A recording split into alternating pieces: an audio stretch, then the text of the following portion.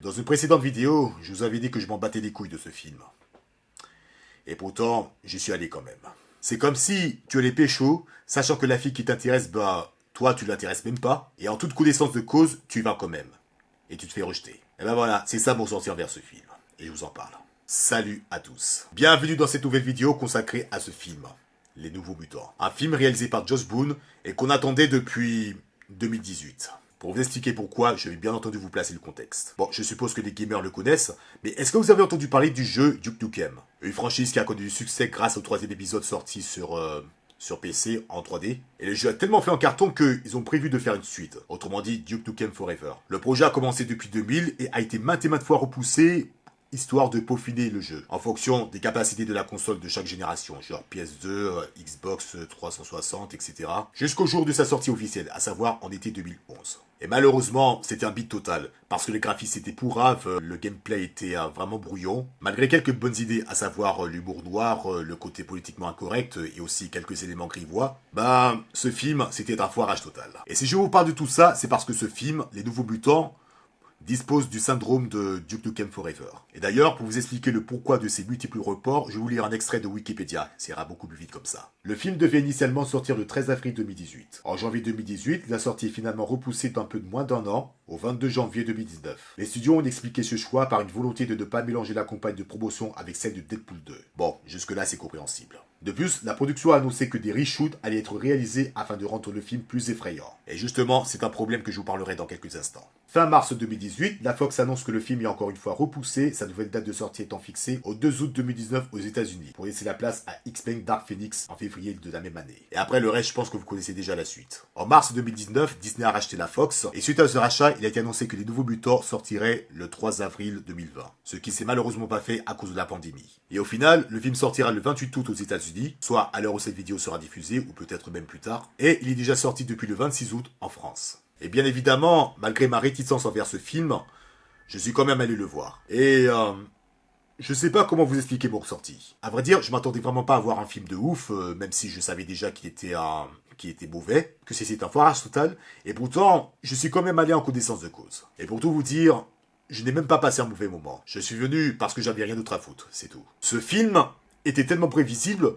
que je sais même pas si je peux dire si j'ai été passif ou même déçu. Passif parce que je savais déjà ce qui allait se passer dans tout le film, et déçu parce que, contrairement à ce qui avait été annoncé, ce film n'a rien du tout d'un film d'horreur. En aucun cas. On sait juste que c'est un film tiré de la franchise X-Men, mais qui essaie de s'affranchir du ton général de la série. Logan a été une réussite sur ce point-là. Malgré que je suis pas un très grand fan des films d'horreur, mais si on inclut ce registre au sein de la franchise X-Men, histoire de faire quelque chose de différent par rapport à ce qu'a déjà proposé la saga, eh bien je me suis dit pourquoi pas. Non, je vous l'assure, sur le papier ça avait l'air d'une très bonne idée. Hein. Et au final, je vois ce film et je me suis dit, c'est Stranger Things, mais en PLS quoi. Déjà l'histoire, en soi, c'est pas vraiment surprenant. Si vous êtes familier à l'univers d'X-Men, vous savez déjà de quoi il en retourne. À savoir, des adolescents de 13 ans qui se font interner dans un institut, plus exactement un hôpital psychiatrique, dirigé par le docteur Reyes qui, dans les comics, avait partie des X-Men. Et dans ce même hôpital, à sécurité renforcée, je dois vous le préciser, recueille des jeunes mutants afin d'aider ces derniers à développer et maîtriser leur pouvoir. Voilà, je peux pas vous en dire plus, je préfère que vous soyez surpris par vous-même. Parce que moi, personnellement, et c'est le seul point positif que je retiendrai de ce film, c'est que si tu n'es pas familier avec l'univers d'X-Men, et encore moins des Nouveaux Mutants, le comics, pas le film, eh bien, tu prendras quand même un certain plaisir à essayer de découvrir au fur et à mesure la nature des pouvoirs de chaque personnage. Et ce genre de suspense, c'est le seul bon point de ce film. Parce que tout le reste, c'est en mode MDR, quoi. Si l'histoire se veut basique, genre c'est vraiment typique d'un film X-Men, les personnages, c'est pas... Je sais pas, c'est complètement osef. Pour vous la faire courte, dans le casting, on retrouve Maisie Williams et Charlie Eaton, pour ne citer que ceux que je connais. Le reste des acteurs, je connais pas, mais je dois avouer que j'ai quand même un petit faible pour Blue Hunt. Même si le personnage qu'elle a interprété m'a laissé pantois, mais je pense qu'elle a été bien choisie pour le rôle, puisque à la base, le personnage qu'elle interprète, c'est également une amérindienne. Et par contre, les deux autres persos, à savoir Iliana Rasputin et l'autre qui fait la torche humaine, je sais pas, un mec qui s'appelle Roberto D'Acosta, je sais pas, au mieux ils sont inexistants au point que j'en ai rien à cirer qu'ils crèvent ou pas. Au pire, c'est des chieurs, mais comme c'est pas permis quoi. Je sais pas, si vous voulez regarder ces 5 patients adolescents, c'est comme regarder le même groupe d'élèves de Breakfast Club, mais en low cost quoi. Oui, Breakfast Club parce qu'ils sont 5. Et que les deux films sont des huis clos. Et puis force est d'admettre que la plupart n'ont pas servi à grand chose dans l'histoire. Sam, interprété par Charlie Eaton, il a servi quasiment à rien. Pareil pour Roberto da Costa. Iliana, c'est quasiment le John Bender féminin, mais encore plus chiant. Et voilà, je crois que j'ai déjà tout dit sur les personnages. Mais bon, vous savez ce qui m'a le plus déçu dans ce film? C'est que ce film a été proclamé comme un film de super-héros horrifique. Or, je ne vois rien de tout ça. Enfin, plutôt la partie horrifique. Parce qu'à aucun moment du film, je n'ai ressenti de frayeur. Par exemple, la scène de la douche avec Maisie Williams qu'on a vu dans la bande-annonce, c'est du vu et du déjà vu. C'est du vu et du revu, une repompe sans complexe. Il y a certains monstres qui sont apparus dans ce film, mais j'ai plus l'impression de voir, je sais pas moi, vous savez, les sortes de monstres qu'on trouve dans des jeux d'horreur, mais dans les années 2000, soit à l'ère de PS2. Bref, à aucun moment, j'ai senti que c'était un film d'horreur. Et d'ailleurs, je me demande pourquoi est-ce que ça a été classifié interdit au moins de 12 ans. Alors oui, il y a du sang, il y a quelques petites scènes de violence par-ci par-là, mais le problème, c'est que tout ça, on le retrouvait facilement dans un film tout public. Tous les éléments d'horreur présentés dans ce film, tu peux le trouver dans n'importe quelle autre production. Et attention, je ne parle même pas de films de super-héros, mais de films de manière générale. Sans compter que le rendu final, en termes d'effets spéciaux, c'est pas vraiment terrible. Par exemple, sans vous spoiler, les transformations de Felina.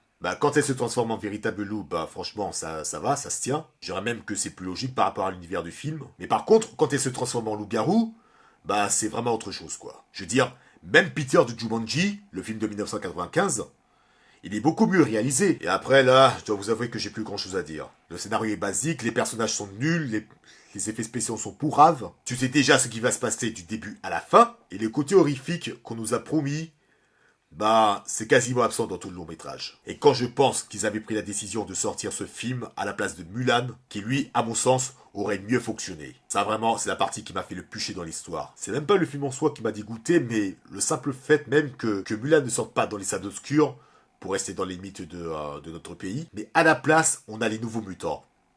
Et ça m'énerve.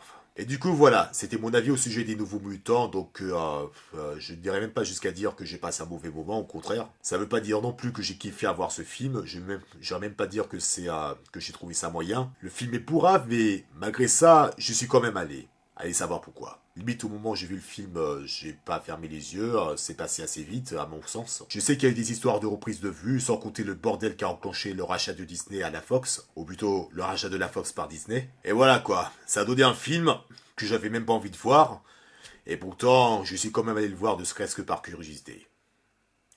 Tout ça pour ça quoi. Et voilà mes chers amis, c'était sur ces bonnes paroles que je vais mettre un terme à cette critique, donc j'espère qu'elle vous a plu. Même si je pense que le film est pourrave, je pense que vous pourrez quand même aller le voir ce film, histoire d'être curieux. Car ne l'oubliez pas, seul votre avis compte, et non celui des autres. Si jamais vous avez apprécié cette vidéo, je vous invite à me lâcher un pouce bleu comme d'habitude. Je vous invite également à vous abonner à cette chaîne pour plus de contenu, à me suivre sur Instagram pour plus de news, à activer la cloche pour ne manquer aucune de mes vidéos, et on se retrouve très bientôt pour une prochaine vidéo, et d'ici là, portez-vous bien. Ciao.